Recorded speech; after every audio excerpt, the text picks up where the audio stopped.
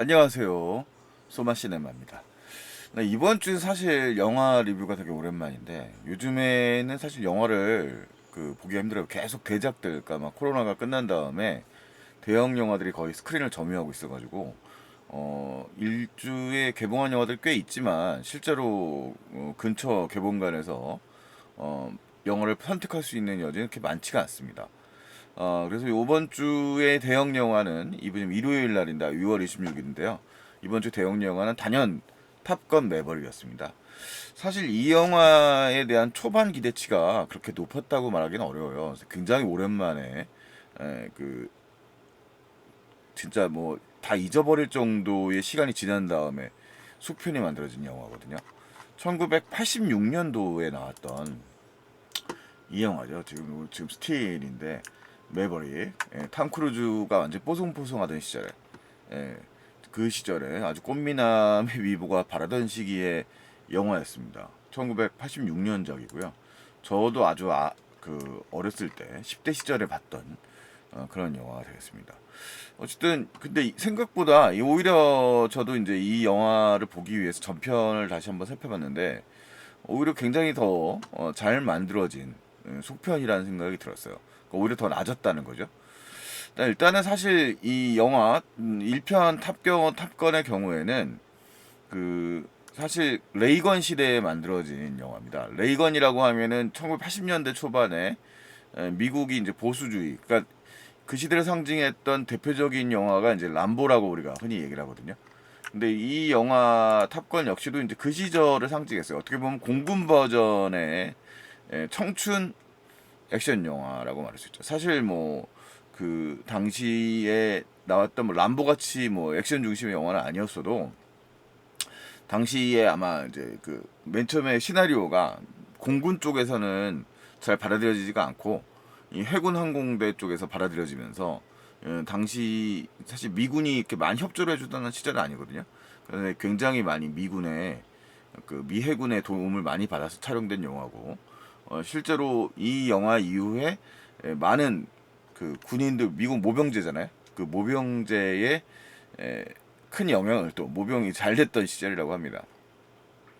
사실 플롯은 탑건 86년도작은 그냥 전형적인 할리우드산 청춘 멜로물의 전형이라고 할 수 있을 정도예요. 그러니까 뭐 물론 영상은 좋죠. 당시에 톰 크루즈가 지금 보시면 굉장히 뭐 원래부터 잘생긴 사람이니까 잘생긴 건 당연한 거고 이 사람이 가지고 있는 이미지가 있었어요. 이제 당시의 이미지. 지금은 이제 시간이 많이 흘렀기 때문에 또 다른 이미지가 있는데 당시에 톰 크루즈는 그 이 사람의 히트작이 뭐 국내에서 크게 이제 히트한 영화는 아닙니다. 뭐 리스키 비즈니스라는 영화가 있어요.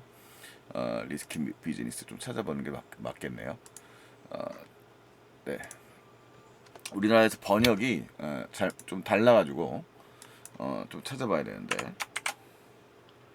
그 그 영화가 사실은 이제 미국에서 출세작입니다. 이게 스토리가 미성년자가 매춘 산업을 해서 성공을 한다라는 상당히 진짜 위험한 뭐 그런 소재의 영화인데 이 83년도작이에요. 원래 아웃사이더스라는 영화가 있었는데 그 영화 이제 우리가 뭐 브래페이시라고 불리는 당시에 뭐 청춘 스타들이 많이 배출했었던 영화가 있습니다. 근데 사실 그 영화에서는 뭐 사실 되게 굉장히 작은 조역이었고 이 톰 크루즈가 83년도기 위험한 청춘 이 영화에서 사실 크게 성공을 하게 되죠. 보시면 아시겠지만 포스터만 있고 이미지 찾아보려면 좀 더 유튜브를 뒤져야 되는데 뭐 그런 소재의 영화예요. 이 매춘 산업에 뛰어들게 된다라는 그런 황당한 어떻게 보면 들으면 황당한 얘기지만 당시에 좀 중산층을 좀 까는 일종의 블랙 코미디 같은 영화였습니다. 근데 이 영화에서 굉장히 야심만만한 그런 남자 아이로 등장을 합니다. 뭐 그거 말고도 야망, 톰 크루즈의 야망이라는 영화가 있어요. 올드 라이트 무브스죠. 네, 올드 라이트 무브스. 영어 번역이 다시 돼 있네요. 뜨거운 가슴으로 내일을 이제 풋볼 선수로 등장을 합니다. 이 영화에서도. 그래서 요 시절에 이제 청춘 멜로디 83년도적이에요. 다 뭐 비슷하게 꽤 흥행을 했습니다. 이 초반기에. 그래서 이 시절에 이제 톰 크루즈라고 하는 사람은 좀 반항적이고, 그 다음에 좀, 하지만 동시에 이제 미소를 늘 띠고 있는 이 킬러 스마일 같은 톰 크루즈 특유의 그 시원한 미소가 있죠. 그 미소를 띠고 있는 그 젊은 친구들의 일종의 표상 같은 캐릭터였어요. 그래서 톰 크루 이 사실 탑건이라고 하는 이 1편 이 영화는 사실 그 소재 자체가 도구 파이트라고 해서 비행기가 이제 맞붙어 싸우는, 실제로는 이제 뭐 항공기가 고성능이 되면서 원래 2차 세계대전 정도를 배경으로 해서 도구 파이트 영화들을 배구해서 과거에 많이 만들어졌었거든요. 그런 영화가 일종의 제트기 버전으로 이제 나왔던 거죠. 거기에다가 이제 영화 감독 출신이었던 토니 스코트가 아마 지금 탑건 지금 이 2편 매버릭에서도 이 그 오프닝 시퀀스를 그대로 재현을 했는데 그 장면에 쓰여질 정도의 감각적인 영상들이 아주 재능이 있는 감독이었어요. 뭐 형님이 리들리 스코트십니다만, 그래서 타이틀 시퀀스에 고스란히 이제 재현이 되면서 느낌이 좀 비슷하면, 이건 뭐 사실 영화 타이틀 시퀀스는 아닙니다만 뭐 이런 비행기의 세부를 묘사하는 그런 장면이 86년도작에도 쓰이고 이번 영화의 2021년작에도 그대로 쓰입니다. 그래서 그런 장면 보는 것 좀 이 멋있게 영화를 이제 아름답게 만들어내는 데 능력이 있었던 사람이고, 결정적으로 이제 이번 타이틀 시퀀스가 아니라 뿐만 아니라 이제 이 탑건 매버릭에도 자주 쓰이는 헤럴드 폴트마이어의 그 신디사이저 테마 음악 있죠. 탑건 앤썸 바바바바바바바바 뭐 이렇게 뭐 음악을 깔긴, 그러니까 이 음악이 이제 또 탑건 앤썸 여기 있었고, 뭐 그다음에 뭐 케니 로기스의 댄저 존, 그다음에 뭐 원히트 한다던 그 밴드 벌린의 뭐 Take My Breath Away 같은 이 노래들이 빌보드 차트 1위까지 했단 말이죠. 특히 벌린의 노래 같은 경우에는 댄저 존은 이제 2위까지 갔고, 우리나라에서 특히 이제 벌린 노래가 그 미국보다는 한국에서 크게 히트를 했어요. 아시아에서. 그러면서 MTV에서 끊임없이 이제 이 탑건 1편의 이미지들이 굉장히 많이 쏟아져 나왔었죠. 그래서 우리에게는 사실 좀 그런 정도의 영화였고, 그 MTV 세대의 일종의 그 할리우드 청춘 영화의 일종의 아이콘이라고 할 수 있을 정도의 영화였습니다. 그래서 되게 좋아하는 사람들은 많긴 한데, 사실 플롯상으로는 뭐 그렇게 범상한 수준의 영화라고 하기는 정도였다고 말할 수 있겠죠. 일단 어쨌든 이 영화가 86년도에 1편이 나왔으니까 벌써 지금 두 번째 매버릭이라는 영화는 30년이 훨씬 지나서 2021년에 제작이 되고 이제 올해 개봉을 했으니까 그렇게 시작이 된 배경이거든요. 당연히 탐 크루즈도 나이가 많이 먹었고. 근데 일단 탑건 매버릭이라는 영화는 전편에서 볼 수 있었던 그 전편에 대한 충분한 리서치, 헐리우드 크리에이티브 팀이 세밀하게 연구를 하고, 헐리우드가 원래 잘했던 익숙한 이야기 구조의 반복 또는 변형이라는 아주 장점, 그런 능력이죠. 헐리우드가 이제 잘하는 장점이 아주 잘 보이는 영화입니다. 거기에 이 영화에다가 이제 최대 볼거리라고 할 수 있는 건 당연히 이제 전투기 도구 파이트 씬인데, 86년작에는 당시 필름 시대란 말이에요. 그 카메라가 기본적으로 클 수밖에 없었던 시절이죠. 근데 그것을 이제 억지로 이제 담아내려고 하는 그런 시기였는데, 뭐 지금은 카메라 자체, 광학 장비 자체가 굉장히 작아졌고, 또 상상도 할 수 없는 이제 테크닉이 발달했기 때문에 아주 훌륭한 스펙터클을 또 잘 보여주고 있다는 거죠. 그래서 이런 식으로 대형 기획의 전투기 액션 영화는 사실 거의 드물기도 하고, 장르적으로는 최근에 이제 거의 만들어진 영화도 거의 없었고요. 그래서 일단 이 영화가 거기에다가 이제 전편을 아주 잘 오마주를 합니다. 사실 그 우리가 실패 사례가 몇 가지 있는데, 뭐 전 개인적으로는 뭐 별로 불만이 없습니다만, 그 에이브럼스 표 이제 스타워즈 후기 3부작, 최근 3부작에 대해서 팬들이 되게 적대적이죠. 그런데 일단은 그것을 이제 오랜 팬들은 일단 클래식이 된 영화들의 경우, 뭐 스타워즈는 말할 바도 없고, 탑건도 일종의 굉장한 팬덤이 나름대로 있는 그런 영화입니다. 사실 레이건 시대의 영화라고 해서 사실 좀 애국주의 영화 경향도 좀 사실 있어요. 이 군사 영화적 측면에서 이제 그때 당시 유행이었고. 근데 탑건 매버릭은 이제 그 전편에 대한 일종의 성장이 된 전편에 대한 깊은 애정을 그대로 다 묘사를 해버립니다. 오마주라고 할 수 있겠죠. 그래서 이 보수적이기까지 한 과거에 이제 이 당시에 저 같은 경우에도 10대 시절을 보낸 영화였으니까 그때의 팬들은 이 영화를 되새기면서 이 영화의 여러 요소들을 굉장히 기억하고 있단 말이에요.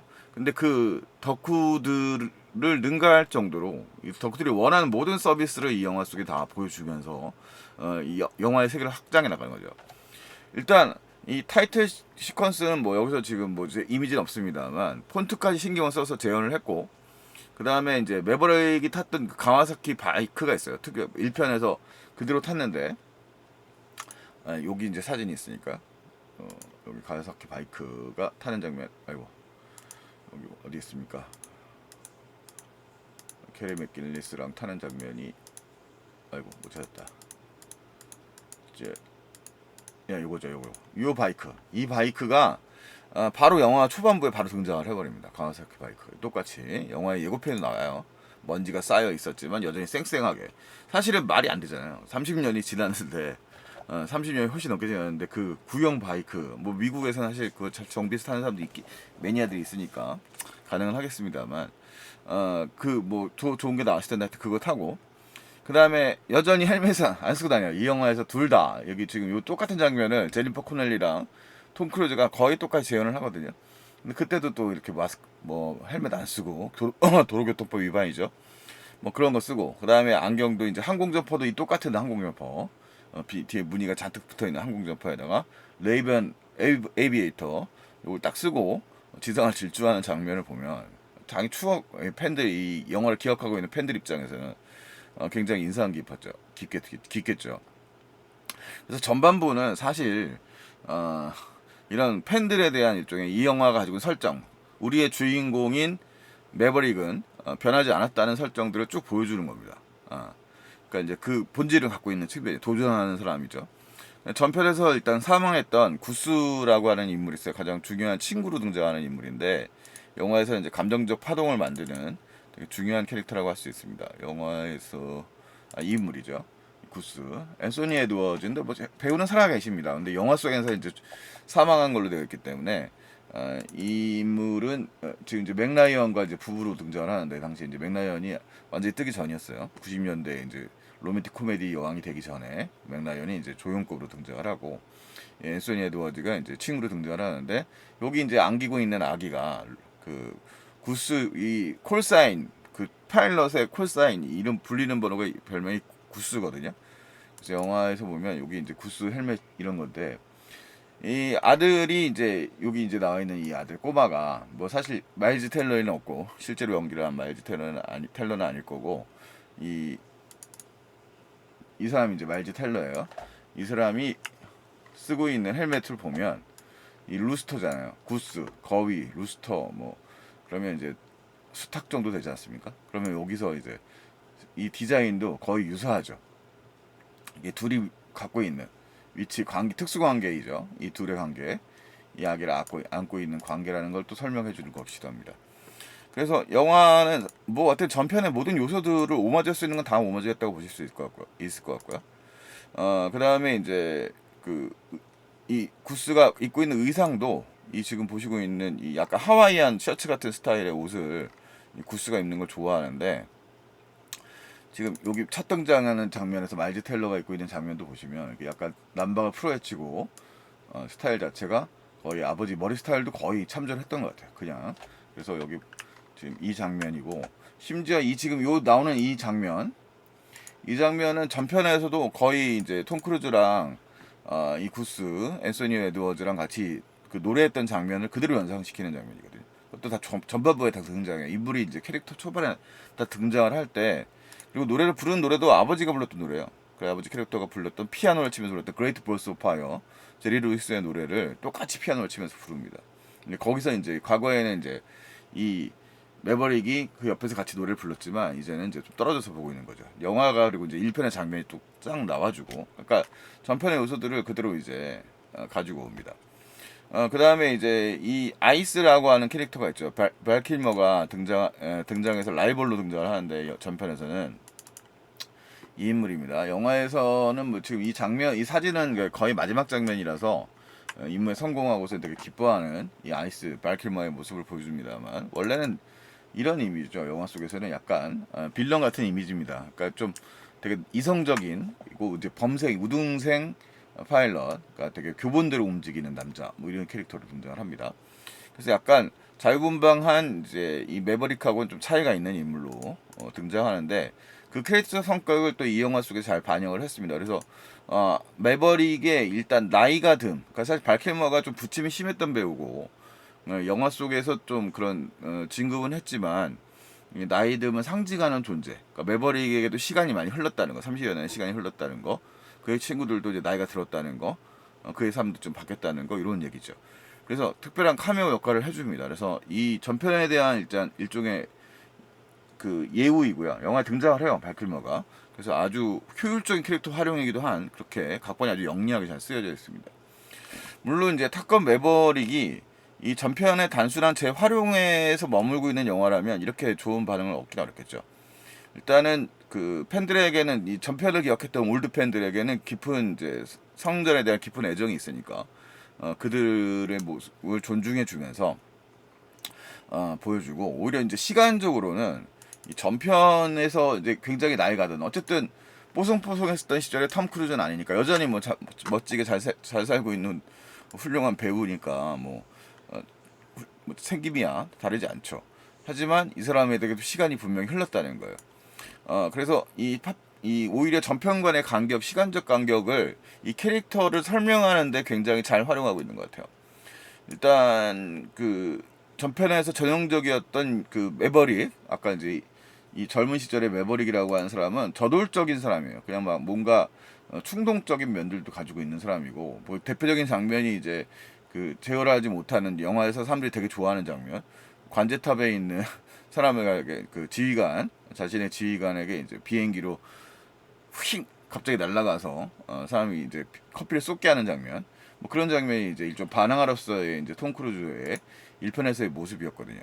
근데 그 모습을 이 영화에도 물론 재현을 합니다. 전반부에. 그러나 아직은 이제 그 젊은 시절의 객기와 미성숙의 모습인 거죠. 근데 뭐 시간에 그런 그런 간격이 있었기 때문에 당연히 이제 매버릭은 이제 한계에 부딪히는 부분도 있는 거예요. 뭐 파일럿이라고 해서 누구나 유명하지만 누구나 유능한 캐릭 파일럿이죠. 탑건 중에 탑 오브 탑건인데 그 무모함 때문에 그러니까 영화에 딱 시퀀스로 등장하래요. 그러니까 이제 이 사람은 진급을 못하고 아직도 현역인 사람인 거죠. 파일럿인데 나이는 이미 들었고 그러니까 테스트 파일럿을 계속 하고 있는 거죠. 그래서 마하를 이 기록을 통과해야 되니까 이 전투기 비행기를 조종하면서 그 한계를 돌파하는 테스트 파일럿을 일하는데 뛰어난 성과가 뭐 그동안 전과도 있었고 그러니까 전쟁의 공도 있었고 뛰어난 뭐 훈장도 많이 받았지만 진급은 이제 대령이라고 하는 상태 별을 못 딴 거죠. 그런데 제한이 됩니다. 하지만 이제 시간은 흘렀고 이 사람의 아무리 뛰어난 능력과 달리 파일럿의 능력과는 달라더라도 이제는 뭐 드론의 시대지 않습니까? 그 무인기의 시대가 이미 열려서 파일럿에게 일단 직업의 존재 자체가 이제 의미가 점점 잃어가고 있는 거예요. 이거는 매버릭 그 자체가 파일럿이라고 하는 캐릭터라고 한다고 한다면 이 사람은 어쩔 수 없이 그 시간의 흐름에 이제 부딪히게 되는 거죠. 그래서 에드 해리스가 이제 영화 전반부에 딱 등장하는데 케인이라고 하는 이제 지휘관으로 등장을 해요. 이 테스트 파일럿 프로그램을 이제 멈추게 하려고 등장하는 사람입니다. 근데 매바릭하고 이제 영화에서 이제 장면이 전개된다면 마지막에 이제 후일담처럼 얘기하는데 이 씁쓸하게 이 시대의 흐름을 인정합니다. 매버릭도 인정을 하면서 아직은 자신의 존재는 파일럿이라 말을 하죠. 아직도 의미가 있다. 이 정도로의 말을 표현을 합니다. 정확한 워딩을 제가 기억을 못하겠지만 어쨌든 이 도그파이터라고 하는 그 올드 스타일의 그런 파일럿, 굉장히 뛰어난 조종수를 가지고 있는 파일럿이지만 이제 아직은 존재감은 점점 이제 사라지고 있는 시대에 맞이하게 된 거죠. 뭐 거의 우리 인생이 거의 비슷하지 않습니까? 그래서 사실상 탑건 매버릭이라고 하는 거는 이 영화 자체를 어떻게 멋지게 참 끝낸다냐면 파일럿 매버릭의 일종의 라스트 댄스라고 우리가 불리는 또는 백조의 노래라고 불리고 있는 영화예요. 그래서 많은 팬들이 이 영화의 캐릭터에 동화가 되고 이 사람의 감각에 이제 같이 동화될 수 있는 요소들을 충분히 끌어온 거죠. 전편의 요소들의 오마주를 가지고 스토리상에 이제 이 사람의 나이듦을 가지고 영화를 얘기하는 건데 이런 태도는 사실 클린트 이스트우드 영화에 굉장히 많이 보여주는 태도인데 이 영화에서 적절하게 잘 활용하고 있는 겁니다.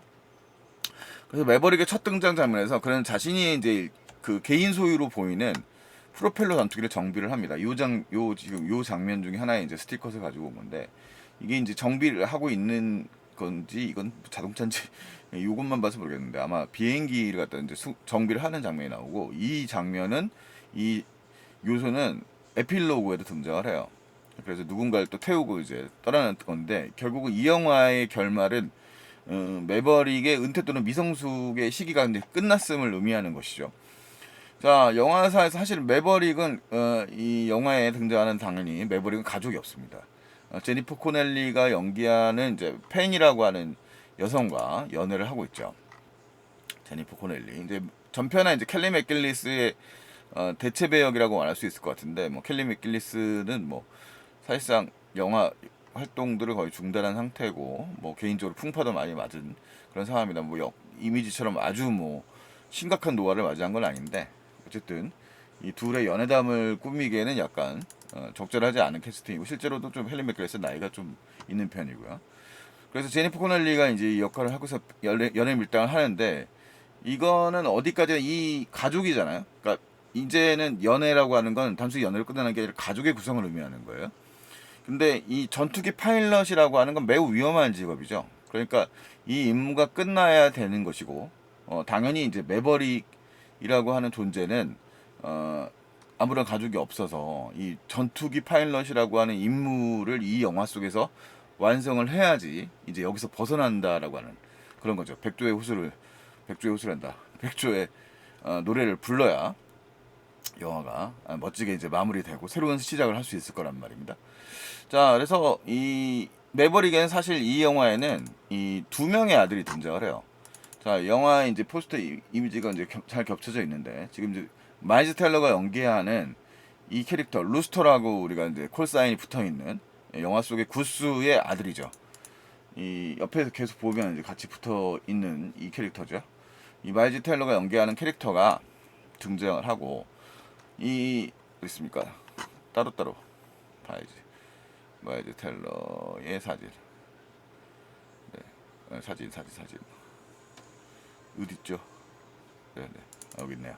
마일즈 텔러, 네, 위플래시의 주인공이죠. 그 다음에 요 인물이 한 명 더 있어요. 자, 이 둘이 사실 또 라이벌입니다. 영화에서 이제 임무를 사실 그 톰 크루즈는 애초에 이제 작전의 교관이고요. 교관으로 등장하죠. 영화의 예고처럼 교관이고, 이들에게 이제 임무, 굉장히 고도의 조종 기술을 가르쳐야 되는 역할을 담당하고 있습니다. 그리고 이제 그 중에 리더가 될 사람이 있어야 되는 거죠. 탑건이 돼야 될 사람. 그다음에 한 명 뭐 누군가 윙맨도 설정해야 되는데, 어쨌든 간에 그 있는데, 이 두 마일즈 텔러가 연기한 루스터는 이제 이 옆 전편에 봤던 구스의 아들이에요. 이제 전편의 구스는 사망을 하죠. 앤소니 에드워즈가 역했던 구스는 사망을 하고, 그에 남아있는 이제 아들인 겁니다. 그래서 이 아들이기 때문에 이 사람과는 이제 모종의 관계가 옛날부터 있었어요. 그래서 일련의 사건이 있는데, 뭐 이걸 말하면 좀 그렇고요. 좀 멀어진 사이입니다. 근데 의도치 않게 이제 이들이 사이가 되니까 약간 으르렁거리는 거죠. 근데 그동안 이제 쌓였던 묵은 오해를 풀어야 되는 관계예요. 자, 그 다음에 이제 이 전편에서 이 매버릭의 반항적인 요소를 배운 것은 오히려 이렇게 약간 좀 뺀질이 같은 스타일로 등장하는 행맨이라고 하는 캐릭터가 있어요. 글렌 포웰이 연기하는 인물인데, 행맨은 실력은 있는데 이기적이고 좀 제멋대로인 캐릭터예요. 그러니까 팀원을 생각하지 않는, 팀워크가 없는 사람이죠. 그래서 미숙한 시절에 이제 매버릭의 모습, 약간 좀 아나무인의 유아 독전의 이제 매버릭의 모습을 연상시키는 인물입니다. 그래서 이 영화가 각본적으로 이 두 가지 매버릭이라고 하는 인물과 연결되는 캐릭터의 아들, 실질적인 혈연적 아들에 가까운 모습의 형태의 이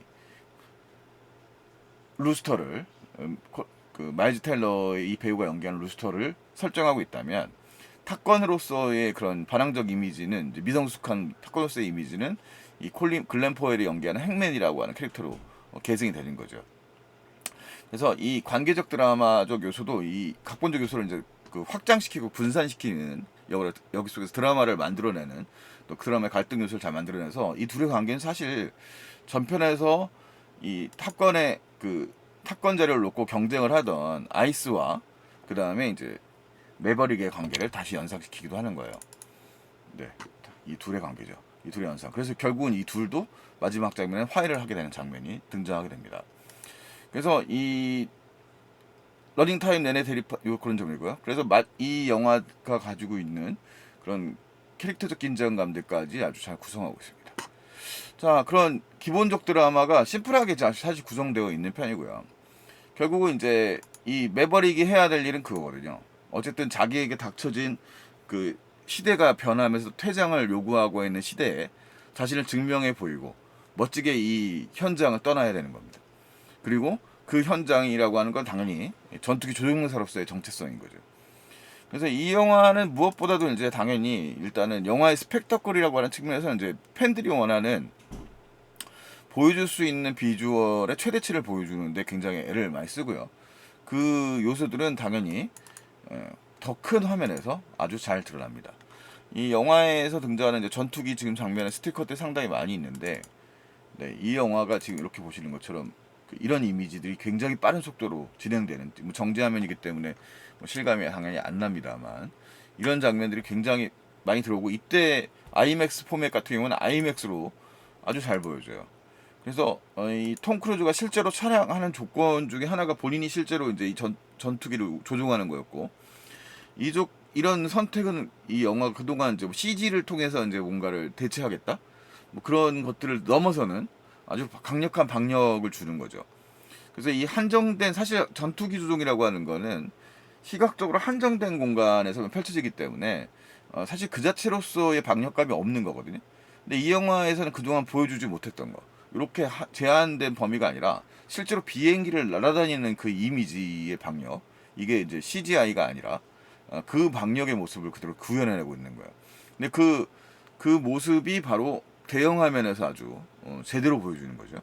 그래서 영화는 전형적으로 이제 이런 면에서 시각적으로 어, 영화용 영화이다라는 걸 분명히 하고 있습니다. 그래서 이 항공기 전투씬에서 배우는 시각적 한정, 그 공간을 확장해내는 능력이 기술적으로 아주 잘 구현되어 있으면 물론이고요. 플롯적으로도 영화가 결국 클라이막스에서 이제 이 작전을 수행해 나는 거예요. 뭐 사실 전편에서도 특정한 국가를 설정하진 않았죠. 그냥 영화에서도 어떤 설정이 있는 거냐면, 이 드라마 후반부에 이 모든 탑건 대원들의 경우에 모여든 것 자체의 목적은 결국은 이제 이 미국에서 원하는 이 군인 상입니다. 자신의 그 가상의 테러 지원국이 비밀리에 짓고 있는 우라늄 처리 시설, 핵 처리 시설이죠. 그것을 이제 말한다면 이제 원자 폭탄을 개발하는 것에 대한 요소일 텐데, 그것을 타격하는 거예요. 빼곡한 지드공 미사일이 배치되어 있는 계곡에, 그런 것에 있어서 저공 비행을 통해서 날아가서 그 타격을 해서 폭발을 하고 빠져나와야 되는 거죠. 그래서 그때 사용되는 비행기는 이제 F-18, 이것도 이제 구형 비행기죠. 현재는 뭐 20세기에는 아주 최전기를 달렸던 비행기고요.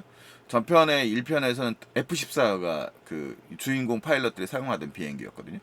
근데 그 비행기도 사실 등장을 합니다. 그게 어떻게 등장하는 요소도 되게 중요한 요소예요. 왜냐면 이것도 전편의 굉장히 오마주적인 장면이거든요. 그래서 이 파괴를 해야 하는 임무라서 이 영화는 중반부까지는 이 작전의 훈련 과정을 보여주고, 매버릭이 얼마나 뛰어난 파일럿인가를 또 이들에게 보여줍니다. 이 후세대들에게. 그리고 그 작전 과정은 관객들 입장에서 어떻게 수행되는 과정의 전체적인 루트를 반복해서 보여주고, 마지막에 클라이막스에서 그 장면을 보여준단 말이에요. 그 과정 속에서 자유로운 행맨의 경우에는 굉장히 너무 빨리 날아서 그 팀원들은 신경 쓰지 않고 너무 빨리 가서 문제고, 조심스럽고 매뉴얼적인 이 루스터의 경우에 너무 느려서 문제였던 거예요. 그래서 아까 두 아들이라고 했었던 이 둘의 관계에서처럼 이 톰 크루즈는 이들을 성숙시키게 하는 인물이면서 동시에 이쪽에 아버지로서, 지휘관으로서의 역할을 또 배워야 될, 리더로서의 배우는 역할을 해줄 거죠. 물론 영화는 이제 당연하게도 이 전체적인 항공 작전의 지휘 관계 역시도 결국은 톰 크루즈가 수행하게 됩니다. 톰 크루즈가 이제 수행하게 되는 것이고, 그의 팀원들이 이 작전을 수행하는 과정을 아주 극적으로 묘사하고 있습니다. 그래서 액션 영화적인 감각 역시도 굉장히 뛰어난 스펙타클한 영화이기 때문에 그런 점에서 관객들이 볼거리와 이야기 구조의 명쾌한 구조, 이것들도 잘 설정하고 있다는 거죠. 야, 물론 이제 이 영화는 그 어차피 상업 영화라고 하는 점이 어떻게 보면 약점, 장점이 이거자 약점이에요. 대중 영화니까 어차피 대중 영화니까 되게 명쾌한 스토리적 전개 방식들을 그대로 취하고 있고 뭐그 뭐 그냥 쉴 새 없이 이제 스토리가 빠르게 전개되기 때문에 대중 영화 팬들에게 당연히 환영을 받을 만한 영화고요. 뭐 이런 스타일을 좋아하지 않을 분들은 사실 많지는 않을 것 같아요. 이런 비주얼들이 그대로 구현이 되고 있으니까 당연히 이제 감정 모입들이 그대로 자연이 되는 거죠. 지금 이 장면들 뭐 엄청나게 빠른 속도로 이 장면이 이제 스틸 화면이겠습니다만 이렇게 보여지는 거거든요. 그래서 이 장면들에서 거의 아이맥스 효과가 아주 제대로 발휘가 됩니다. 이런 발휘가 됩니다. 그러면서 잘 실현되는 거고 그 시각적 쾌감이 뭐 대단한 거죠.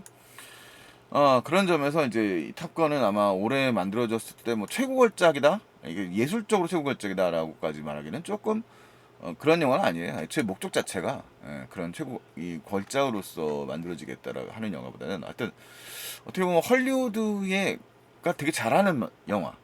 그러니까 이야기가 탄탄하면서 시각적으로 보여줄 수 있는 이야기들 그리고 무엇보다도 이제 이 톰 크루즈라고 하는 배우와 이 헐리우드의 자산이죠. 대중으로 굉장히 히트했던 그 캐릭터들에 대한 깊은 리서치를 통해서 개발된 각본들을 통해서 아주 탄탄하게 만들어진 영화라서 그거 자체가 이제 보편적인 관객들의 감성을 쉽게 얻어낼 수 있도록 만들어진 거죠. 그러니까 뭐 아주 정통적인 스타일의 어떻게 보면 그 과거에 잘했던 드라마가 살아 있으면서 액션적 요소들도 잘 포함되어 있는 그런 것이 또 현실감이 느껴지는 뭐 그런 장르 영화라고 생각합니다. 개인적으로는 사실 토니 스콧의 86년작에 비해서 이 영화가 훨씬 성숙한 영화라는 생각은 들고요.